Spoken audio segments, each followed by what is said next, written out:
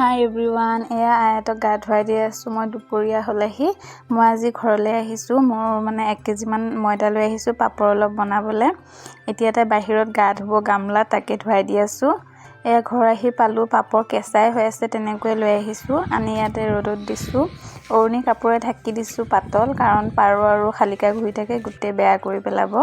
এয়া পাপৰ শুকায়ো গ'ল। আজি মানে আলহী আহিব, আলহী মানে মোৰ মামী শাহু, এইফালে আকৌ মোৰ ধৰ্মীয় মা, সিহঁত আহিব। সিহঁতৰ কাৰণে অৱশ্যে পিঠা বনাইছোঁ, সিহঁতে প্ৰতিবাৰে মোক দিয়েই। তাকে বোলো এইবাৰ মই অলপ পাপৰ বনাই দিওঁ। এয়া সিহঁত আহিলে, গিফ্ট লৈ আহিলে ঈদৰ, খুলি দেখুৱাওঁ ৰ'ব।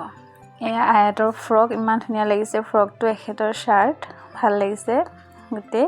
আৰু এইফালে মোৰ কুৰ্তি ছেট আনিছে, এইটো পাকিস্তানী কুৰ্তি ছেট, আজিকালি তামাম চলিছে, মাষ্টাৰ্ড য়েল্লো কালাৰ, বহুত ভাল লাগিছে ডিজাইনটো। আপোনালোকৰ কেনেকুৱা লাগিছে কমেণ্টত জনাবচোন, মোৰ বহুত পচন্দ হৈছে।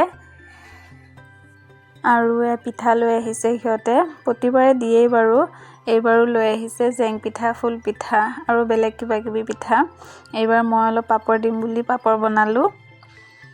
আৰু ইফালে আয়াতে চাৰিয়াক দেখিলে মেহেন্দি লগোৱা, মানে জেতুকা, তাইকো লাগে। এতিয়া মই মিক্সিত অলপ পিচি দিছোঁ, ইমান ঢিলা হৈছে, তাকে লৈ বহি আছে তাই, টপটপকৈ পৰি আছে আকৌ। এয়া তাই ৰঙা হ'বলৈ। আজিলৈ ইমানেই, বাই।